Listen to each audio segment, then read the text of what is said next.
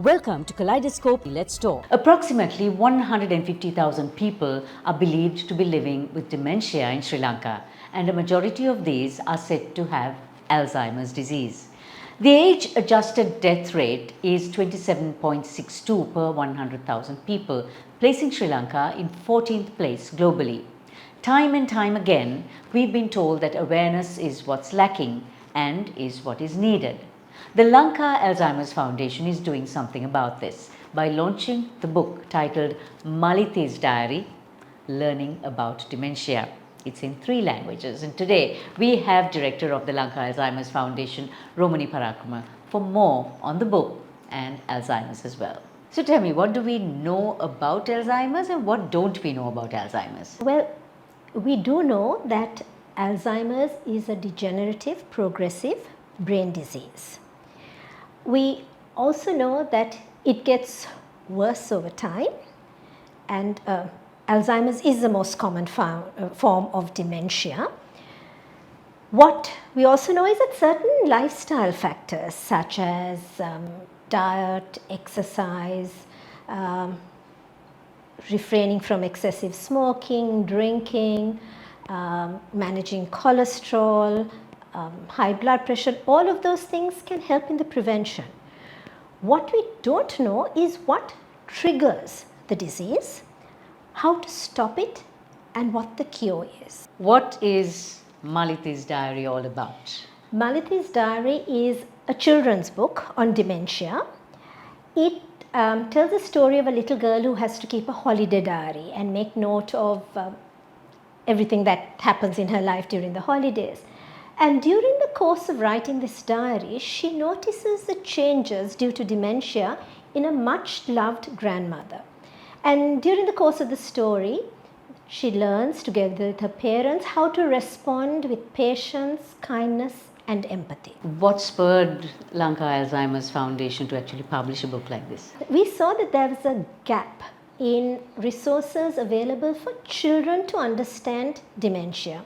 Now, very often, children see these changes in a grandparent or some elderly person, and it can be very confusing if you don't understand it, and it can also be a little scary. So what we wanted is to have a way of explaining it in a language that they would understand, because another aspect is very often children are the ones who spend the most time with a grandparent or someone who's elderly, so they might see the signs long before a parent who is just caught up in life. So the whole idea was to give parents a resource where they can start having this really important conversation with children in a sort of gentle, age-appropriate manner. What are the important areas this book actually tackles? It talks about memory loss, it talks about personality changes, it talks about the key aspects that you would see in somebody who is suffering from dementia. But it also talks about the precious memories created with this person before the change. You know, those memories, holding on to that. We wanted to sort of say that yes, with forgetfulness and memory change, the connection changes, but it doesn't end. There is still a connection. You've done this in 3 languages, English, Sinhalese and Tamil. What was challenging in actually translating it into the languages? Actually, more than translating it is actually writing it. How do you take medical terms, symptoms, and put them in a language that's understandable for children? How do you give them examples they can relate to?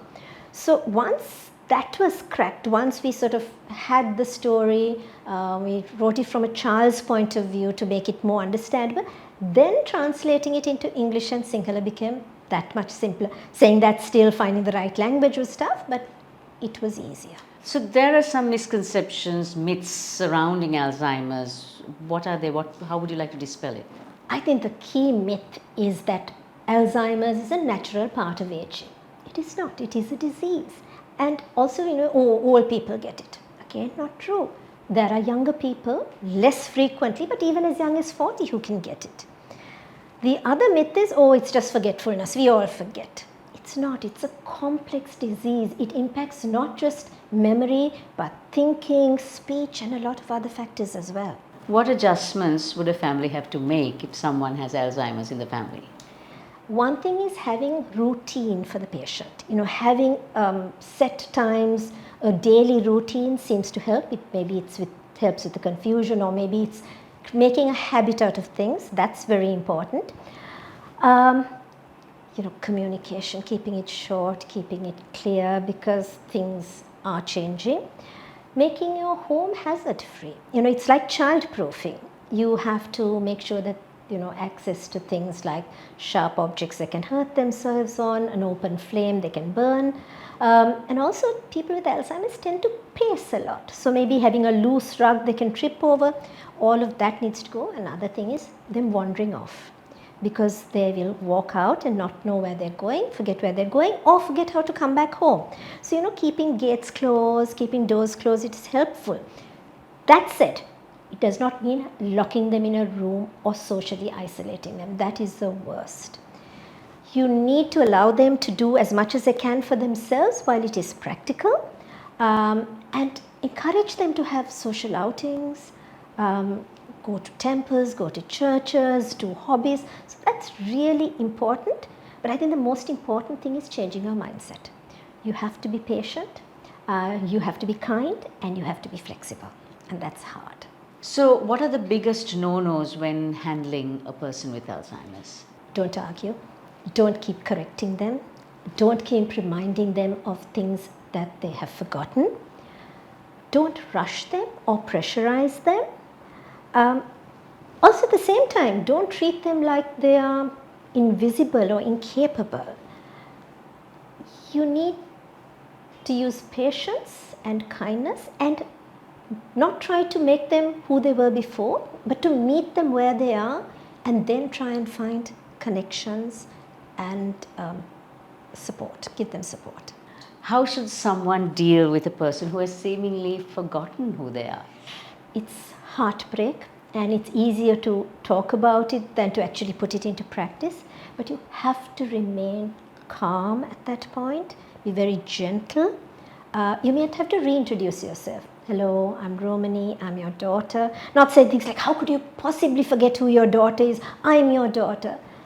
Again, don't push them, but focus rather on making them feel safe and comfortable. Things like photographs, familiar environment, a familiar voice can help. So just maybe a kind word, gentle touch, those are things that can help them, if nothing else, to feel comfortable and safe at the moment, and that's about the most you can do. Anything you would like those who are struggling with the disease to know? There is hope, there is dignity and purpose still in your journey. The diagnosis does not define you or your family or your loved ones. You're not alone. There are people, there are resources out there. You need to look for support and live life to the fullest. Romany, so what plans for this book? So we are trying to, it's sort of a national launch. We want to be available for as many people as possible. So rather than just putting the book out there, what we're doing is island-wide. We're doing discussions, readings, trying to get the conversation going.